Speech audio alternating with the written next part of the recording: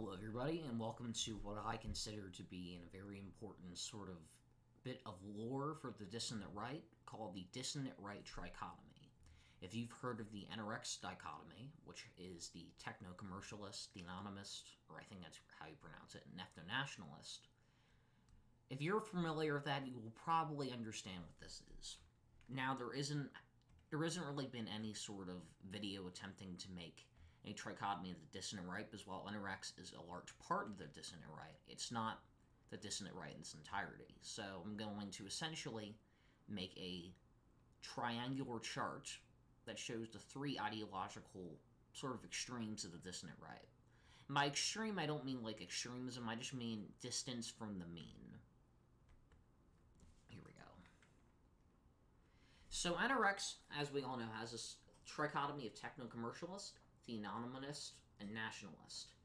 The Dissident Right is a trichotomy too, and that is of third positionism, American nationalism, and reactionaries.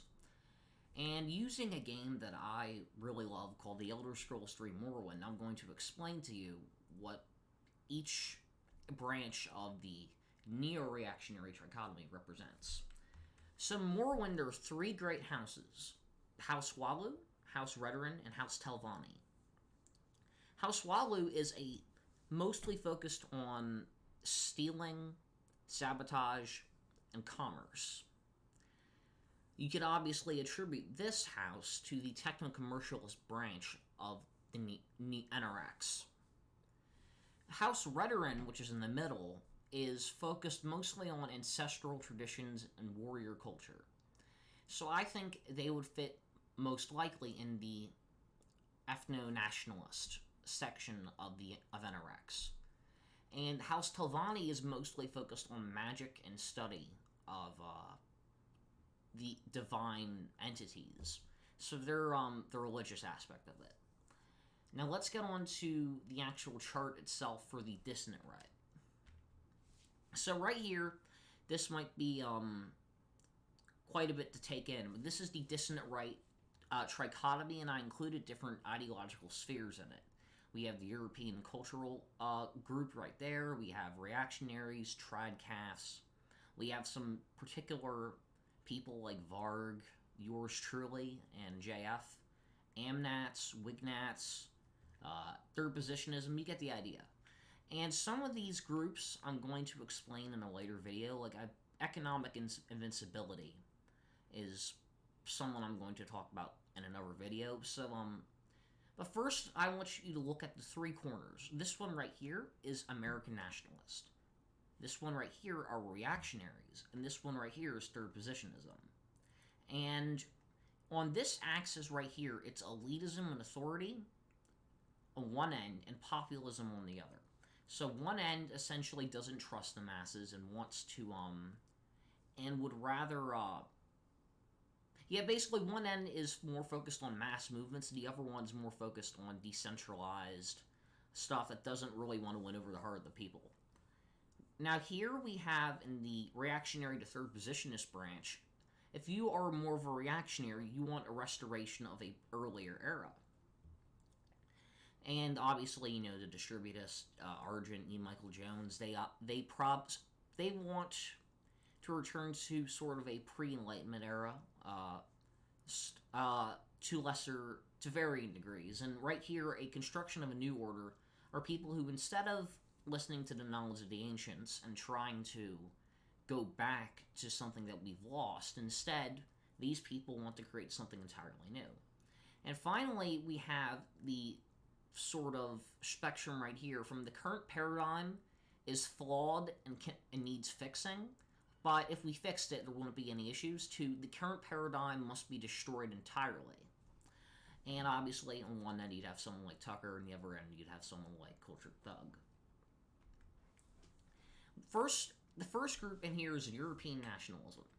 European nationalism is the focus group that focuses mostly on ethnic identity and tends to promote things such as traditionalism, childbearing, and self-improvement with people such as Lana from Red Ice, the Golden One, etc. TradCaths are a sphere of the Dissident Right that believes that modernity, hedonistic lifestyles, and atheism are are near chief among the reasons for the decline of the West. Now, not every TradCath believes religion is the sole solution. Dave the Distributist, I believe, has come to recognize that race might be a factor in the prosperity of a society, but E. Michael Jones, he kind of only cares about religion. I mean, also culture, but he isn't an Amnat. So some may go to the point where Catholicism is incorporated into their political philosophy, such as distributism or Catholic or integralist, like the classical theist. You can find him on Twitter, on YouTube. He's a really good YouTuber. I recommend you check him out. There's also a degree of overlap with spheres such as NRX, because the idea of traditionalism and returning to an earlier era which was less degenerate and hedonistic overlaps quite a bit with reactionaries. Now, the third group is NRX. NRX is a decentralized political movement of reactionaries who offer a striking critique of not just the worldview of leftism, who in any sane society would be ridiculed, but they also like to criticize the people who allowed for those conditions to propagate. The idea that they don't like things like the free market of ideas, because the left can slowly, in this environment, subvert the nation over the centuries, shifting the overtone no further and further left. Reactionaries or neo-reactionaries will often point out that if you put Ben Shapiro in, if you took a right-winger from now and you send him back in time 100 years, the person from 100 years ago would think that the right-winger from the present was an extreme left-winger.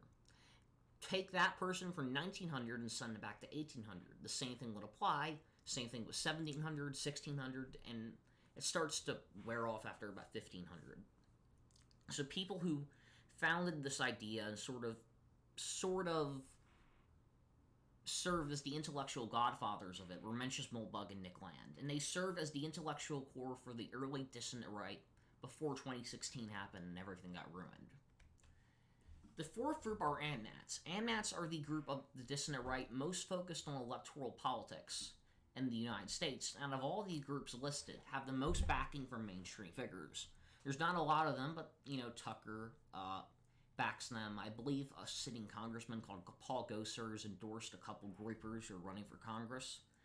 So American nationalists tend to be paleocons, who rightfully recognize that mass migration will lead to the death of the American right. However, they don't just want to keep the perpetual status quo. If they save the GOP, they don't want it to be made of neocons. They want to take over the GOP and make it more populist. Key figures in this group are Nick Fuentes, Tucker Carlson, etc. Now, the group that I'm not even really going to give any attention to are Wignats. Wignats are a spear of the Dissident Right. That's not really a spear, it's more of like an attitude. Just think of go into Stormfront or something, and you'll basically know what I mean when I mean a Wignat. Or Matthew Heimbach or something, or some loser like him. Now, third positionism is an ideological sphere that has existed before the Dissident Right, embodied in people like Mussolini, Dollfuss, or Cordriano. Some third positionists on the Dissident Right are Cultured Thug and Keith Woods. These people tend to be center-left to left on economics, often preferring systems like corporatism, whether religious or not, syndicalism, I hope I wrote that right. But socially, they tend to be on the right, although I will say they are a bit less socially right than someone like a TradCath or an NRXer, because the church often isn't an integral part of third positionism, although sometimes it can be. This guy right here, Dollfuss, I believe he was an integralist, and, it wasn't just a fascist state, but it was a clerical fascist state. And Mussolini, I don't think he did that. Although I do believe that both of these... Yeah, I heard that both of these people were friends IRL. In fact, I've actually seen a photo of them on the beach. Mussolini kind of looked a bit like a chonker, shirtless, while Dollfuss was wearing sort of a fancy suit. So yeah, besides that tangent, that's all I have to say about third positionist. The seventh group are Vargist Neopagans. The Vargist Neopagans are people like Philly in perspective who tend to believe in a pre-Christian Europe and will often endorse Hellenic or Norse gods. They tend to view religion less from a spiritual point of view and more in a societal context, viewing it as a means to control the populace in a positive or negative way. Often neo-pagans will be atheists who view Christianity as a religion that conflicts with nationalism due to its universalist worldview. The eighth group, human biodiversity, represented by people like JF, the alt-hype, etc., are people who tend to focus on genetic differences between groups. That's really about it. There's we've already heard about, the IQ in different countries. I'm not even going to get into it. But basically, just read the bell curve if you haven't already. Now, the final group, Statecraft, is managed by yours truly. I took a lot of time out of my... I, in particular, have focused a lot on the construction of a nation-state, probably more than any Dissident Right figure, although I might be wrong. If you find someone who's trying to compete with me on this niche, please tell me. But Statecraft is essentially a video topic dedicated to scheming and coming up with a solution to our problems, preferably in the form of a Dissident Right-led nation-state. Anyway, this is the Right Cafe signing out. Have a good one.